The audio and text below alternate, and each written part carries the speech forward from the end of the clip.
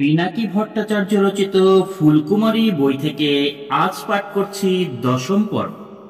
বড় জেঠুর তিল। ডাক্তার দেখিয়ে আসার পর ঠিক করলাম এখন থেকে নিয়মিত শেভ করব, কিন্তু তারুণ্যে যেমন কাবিল ছিলাম সেই হাত ফিরে পেতে বেশ সময় লাগলো। এক সকালে আয়নার সামনে দাঁড়িয়ে শেভ করার সময় আটকা হাত কাঁপল, সাথে সাথে গাল বেশ খানিকটা কেটে গেল। গালে রক্ত খেয়াল করেই চমকে উঠলাম আমি। আমার পেছনেই দাঁড়িয়েছিল ফুলকুমারী, সেও হকচকিয়ে উঠল। এবার মনে হয় একটা কিচ্ছা বলার মৌকা পেলাম। নিঃশ্বাস নিয়ে বললাম, এটা আমার চিত্ত জেঠুর কিচ্ছা। আমার মতোই দাড়ি কাটতে গিয়ে গাফলতির বসে বারবার গাল কেটে ফেলতেন চিত্ত জেঠু। চিত্ত জেঠু আমাদের বড় জেঠু। তার গালের কাছে একটা তিল ছিল। শেভ করার সময় আকসারি তিলটা কেটে ফেলতেন তিনি। কেটে গেলেই তুলায় ডেটল ঢেলে সেই কাটা জায়গায় চেপে ধরতেন বেশ কিছুক্ষণ। আর যখনই তিনি পড়াশোনায় মশগুল থাকতেন বা কোনো গভীর ফিকিরে ডুবে যেতেন, সেই তিলটা তখন আঙ্গুল দিয়ে মোচড়াতেন আর টানতেন। কেউ কৌতূহলবশত তিল টানার কারণ পুছ করলে হাসতে হাসতে বললেন, এতে মাথাটা কাজ করে ভালো। বাবারা মোট 11 জন ভাই বোন ছিলেন। সবাই আমাদের বগুড়ার বাড়িতেই বেড়ে উঠেছিল। চিত্ত জেঠু ছিল সবার বড়, বাবার থেকেও 18 বছরের বড়। তিনি কৃতিত্বের সাথে নিউক্লিয়ার ফিজিক্সে পড়াশোনা করেছিলেন, কিন্তু শেষ পর্যন্ত মার্ক্সবাদী রাজনীতির দিকে ঝুঁকে পড়েছিলেন। যখন বুঝতে পেরেছিলেন মুসলমান কিষানদেরকে শোষণ করার পুরনো তরিকা আর টিকবে না, তখনই তিনি সাম্যবাদ বেছে নিয়েছিলেন। ব্রিটিশদের কাছ থেকে জমি কেনা অনেক হিন্দু জমিদারের দুলালরাই এভাবে সাম্যবাদ কবুল করেছিল। কমিউনিস্টরা মালিক ও মজদুর, জমিদার ও কিষান, মহাজন ও দেনাদার এমন ফারাকহীন সমাজের খোয়াব দেখছিল, কিন্তু পরবর্তীতে সেই খোয়াব ধীরে ধীরে মুসলমান কিষানের প্রতি জুলুমের খোয়াবে বদলে যায় এবং মুসলমান ও হিন্দুদের ভূমিকা স্পষ্ট হয়ে ওঠে। তখনও জন্ম নেয়নি বাংলাদেশ। পাকিস্তানের অংশ হয়ে পূর্ব বাংলা নামেই পরিচিত ছিল। ভারত পাকিস্তান ভাগের সেই 1947 সাল থেকেই কমিউনিস্ট পার্টি ছিল নিষিদ্ধ, কারণ কমিউনিস্টদের খায়েশ ছিল সামরিক অভ্যুত্থানের মাধ্যমে ক্ষমতা দখল করা। পার্টির সদস্যরা গা ঢাকা দিয়ে গোপনে সশস্ত্র বিপ্লবের মাধ্যমে মঞ্জিলে মকসুদে পৌঁছাতে চেয়েছিল। সেই গোপন বিপ্লবীদের মধ্যে বড় জেঠু ছিল।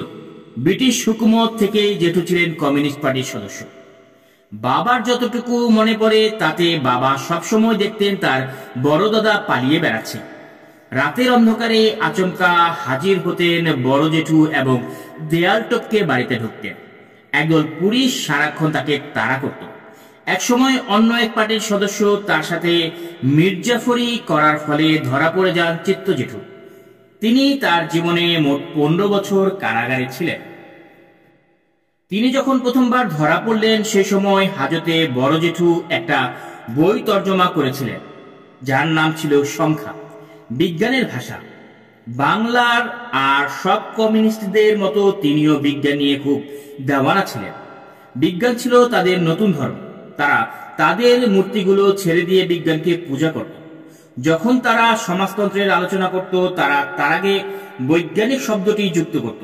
তারা বলতো, আমাদের লক্ষ্য বৈজ্ঞানিক সমাজতন্ত্র। জেল থেকে আজাদি পাওয়ার পর বড় জেঠু গণিত শিক্ষক হিসেবে যোগ দিলেন একটা হাই স্কুলে। গণিতের জটিল কোনো সমস্যা সমাধানের সময় যখন তিনি তার তিলটা নাড়াচাড়া করতেন, লহমায় সমস্যার সমাধান হয়ে যেত। আসলে দেখো, গণিতের সমস্যার সমাধান ছিল তার জন্য খুবই গুরুত্বপূর্ণ। যদিও বিজ্ঞান হয় তার ধর্ম, তাহলে গণিত ছিল তার শ্লোক। জেঠু ভক্তি দিয়ে গণিত চর্চা করতেন এবং শিক্ষক হিসেবে প্রচন্ড ইজ্জত করা হতো তাকে। কিন্তু এই নয়া বন্দোবস্ত তার জীবন তেমন দীর্ঘস্থায়ী হয়নি। 1960-এর দশকে পাকিস্তানের সামরিক শাসক আইয়ুব খান তাকে আবার পাকিস্তানের সাথে গাদ্দারির অভিযোগে গ্রেপ্তার করে এবং সশ্রম কারাদণ্ড দিয়ে শ্রম শিবিরে পাঠিয়ে দেয়। ফের জেল থেকে আজাদির পর বড় জেঠু প্রতিবেশী ভারতে হিজরতের চূড়ান্ত সিদ্ধান্ত নেয়। আমার মতোই নিজের দেশেই পরদেশী হয়ে গিয়েছিলেন তিনি। অবশ্য ধর্মের বুনিয়াদেই ভাগ হয়েছিল ভারত, মুসলমানদের জন্য পাকিস্তান আর হিন্দুদের জন্য ইন্ডিয়া। বড় জেঠুকে ইন্ডিয়ায় মাথা গোঁজার ঠাঁই পেতে বিজ্ঞান ধর্ম ছেড়ে ফের তাকে হিন্দু ধর্মে ফিরে যেতে হয়েছিল। তদবিরের এক আজব ও বেরহম ইতিহাস ছিল এটি, কারণ তার রাজনৈতিক পরিচয় তাকে পাকিস্তানে থাকতে দেয়নি। স্টিফেন হকিং যখন এ ব্রিক হিস্ট্রি অফ টাইম বইটি প্রকাশ করলেন, জেঠু তখন অনেক বয়স। তিনি ইন্ডিয়ায় আইন পেশায় ছিলেন, তবে হকিং এর বইটা তাকে এতই আলোড়িত করেছিল যে তিনি আবার ফিজিক্স পড়তে শুরু করেন এবং বইটা বাংলায় তর্জমা করেছিলেন। বড় জেঠু ইন্তেকাল করার পর আমরা জেঠুর একটা পোর্ট্রেট অর্ডার করেছিলাম, কিন্তু সেখানে তার সেই তিলটা ছিল না। যেন ক্যানভাসে থাকা মানুষটা জীবন্ত হতে পারছিল না। তিলটার অনুপস্থিতিতে বাকি পোর্ট্রেটটা অর্থহীন হয়ে পড়েছিল। এই ঘটনা আমাকে একটা বাংলা প্রেমের গল্পের কথা মনে করিয়ে দেয়। একদিন প্রেমিক পুরুষ খেয়াল করলো তার প্রেমিকার তিলটা আর নেই। তার বাম চোখের নিচে আর কোনো তিল নেই। সে বলে, আরে সেই তিলটা কোথায় হারিয়ে গেল? আমাদের 10 বছরের ভালোবাসার পুরো সৌন্দর্য ছিল ওই তিলটাতে। এক বাটি দুধ। দিন দিন ফুলকুমারী আসা যাওয়া বেড়ে যাচ্ছে। আগের থেকেই আরো বেশি সময় সে আমার সঙ্গে থাকে। কখনো কখনো খুব কাছে এসে দাঁড়ায়, তারপর হঠাৎ হাওয়া হয়ে যায়। যেন নিজের অলৌকিক সব কৌশল আমাকে দেখায়। তার চালচলন এমন এক সম্রাজ্ঞীর মতো যে দয়া করে আমার মতো চির একলা মানুষের সঙ্গ দিচ্ছে। হররোজ সকালে ঘুম থেকে ওঠার পর নিয়ম করে আমি তার খাবার ও পানির বাসন এক জায়গায় রেখে দিই। প্রতিবারই ফুলকুমারী তার খাবার একদম চেটেপুটি খায়, কিন্তু আশ্চর্য ব্যাপার হলো কখনোই তার খাবার দৃশ্য আমার নজর পড়েনি।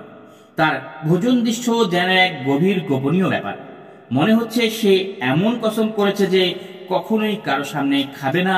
আমি আমার গলার আওয়াজ তাকে আড়াল থেকে বের করে আনবে এই ভরসায় আমি বললাম, আমরা দুজনই হয়তো একটা মারিও মরকের মধ্য দিয়ে সফর করছি একসাথে, কিন্তু তোমাকে ছাড়াই এই জীবনে আমি আরো অনেক বিপর্যয় দেখেছি। দাঙ্গা, আকাল, লড়াই, ইনসানিয়াতের মহাপতনও যেন দেখে ফেলছি আমি। প্রথমবার আমাকে দেশ ছাড়তে হয়েছিল অনেক আগে, 1971 সালে। তখন বাংলাদেশ তার মুক্তির জন্য লড়াই করেছে। আমার বয়স ছিল তখন মাত্র 4 বছর। সেই সময়ের স্মৃতি বিস্মৃতি আমার মনের মধ্যে একটা পুরনো ছবি সাদা কালো রঙের পাশে ছোপ ছোপ দাগের মতো হয়ে আছে। কিছু স্মৃতি আজও যেন সাফ সাফ মনে করতে পারি না, আর কিছু স্মৃতি মা ও পড়শি স্বজনদের কাছ থেকে শুনে শুনে নিজেই এক ধরনের বুনিয়াদ গড়ে নিয়েছি। কিছু স্মৃতি এমন যেন তালপুকুরের সেই ঘুমন্ত রাজকন্যার মতো, যার তন্দ্রাচ্ছন্ন মুখ কেবল আমি ছাড়া কেউই দেখেনি, তাই বাস্তব নাকি কল্পনা তা ঠাওর করা কঠিন। যুদ্ধ শুরুর ঠিক আগে বাঙালি আর বিহারি মুসলমানদের মধ্যে দাঙ্গা বাঁধে। ফুলকুমারী বিহারীদের নিশ্চয়ই চেনো না তুমি? এসো তোমাকে বিহারীদের ব্যাপারে বলি। ভারত ভাগের পর যে মুসলমানেরা পশ্চিম পাকিস্তানে হিজরত করে তারাই মূলত বিহারি বলে পরিচিত। পূর্ব পাকিস্তানে তারা জাহাজ কারখানা ও রেলওয়েতে শ্রমিকদের কাজ করত। সেই দাঙ্গায় পূর্ব পাকিস্তানের নানান শহরে বিহারি পাড়াগুলো ঘিরে ফেলা হয় এবং একদল খুনি বাঙালি হিন্দু মুসলমান দুই ধর্মের লোক মিলেই তাদেরকে বেরহম খুন করে। কিন্তু মা আমাকে প্রায় বলতো বিহারিরা কেবল হিন্দুদের উপরই হামলা করেছিল। তখন থেকেই মুসলমানরা কি বিহারিদেরকে থামানোর চেষ্টা করেনি? আমি মাকে পুশ করেছিলাম। অবশ্যই করেছিল, মা বলেছিলেন। এমনকি তারা দাঙ্গায় আক্রান্তদের সাহায্য করেছিলেন। এমন দরদি মানুষের মধ্যে মা আমাকে একজনের কথা বলেছিলেন, খান সাহেব। যখন বাঙালি বিহারি দাঙ্গা লাগতো তখন আমরা খান সাহেবের বাড়িতেই আশ্রয় নিয়েছিলাম। তিনি ছিলেন ইজ্জতদার ও ধন দৌলতওয়ালা মানুষ। বগুড়ায় মেরিন সিনেমা হল নামে একটা বিখ্যাত সিনেমা হলের মালিক ছিলেন তিনি। এই সিনেমা হলের পরিচালক ছিলেন যে হিন্দু ভদ্রলোক, তিনি ছিলেন আমাদের এক খুব কাছের পারিবারিক বন্ধু। আমরা তাকে পিসেমশাই ডাকতাম। ফুলকুমারী, জানো কাকে আমরা পিসেমশাই ডাকি? পিসেমশাই আসলে ফুপা, বাবার বোনের স্বামী। বাংলায় এই ধরনের রিস্তাগুলোকে বোঝানোর জন্য নানা শব্দ ব্যবহার করতে হয়। কেমন জালের মতো এক একটা সুতোর গিটে এক এক রকমের সম্পর্ক তৈরি হয়, আর তাদের ডাকও হয় আলাদা। যেমন ধরো চাচা, ফুপা, মামা, খালু। ইংরেজিতে আবার একটা শব্দই সব ধরে যায়। যাই হোক, চলো তোমাকে কিচ্ছার পরের দিকটা শোনাই। সেই ভয়ঙ্কর দাঙ্গার সময় খান সাহেবের বাড়ির বিপুল আয়তনের আঙিনায় আমাদের পরিবার আর পিসেমশাইদের পরিবারকে হেফাজত করার দায়িত্ব নিয়েছিলেন। তার সেই বাড়ির রক্ষা কবচ ছিল একটা মজবুত প্রাচীর, হাতে বন্দুক আর মাঝে মধ্যে মদে চুমুক দিয়ে সারা রাত হুঁশিয়ার ছিলেন তিনি তখন এমন পাগলাটে মাতাল ছিলেন যে সত্যি যদি সেই রাতে গুলি চালাতে হতো তিনি ঠিকঠাক নিশানা লাগাতে পারতেন কিনা সেটাও আজও রহস্যের ব্যাপার হয়ে আছে। তবে যাই হোক, আমাদের কপাল ভালো ছিল, কোনো ক্ষয়ক্ষতি হয়নি আমাদের। তবে দাঙ্গাকারীরা বন্দুকের ভয়ে এই বাড়িমুখ হয়নি নাকি খান সাহেবের নামের ডরে আসেনি সেটা বলা বেশ কঠিন।